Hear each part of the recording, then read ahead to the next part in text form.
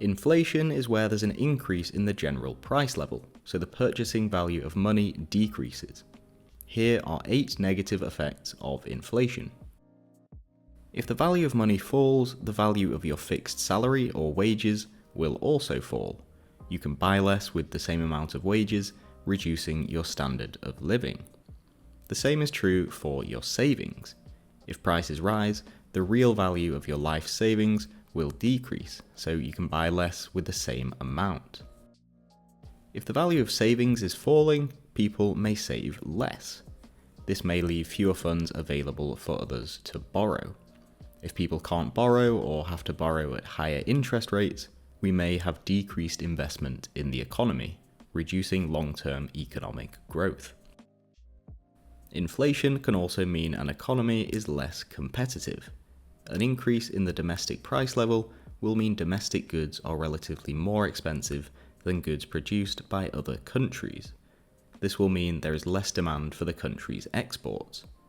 Equally, imports will be relatively cheaper, so the country will demand more imports.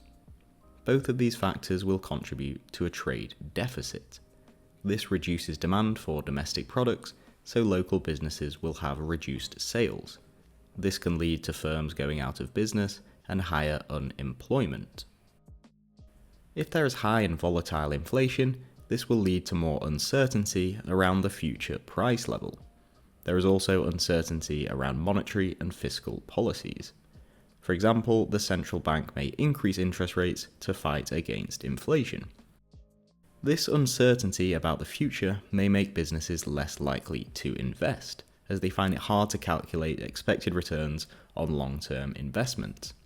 This will decrease long-run economic growth. If prices are changing frequently, people will hold less money as cash or in current accounts.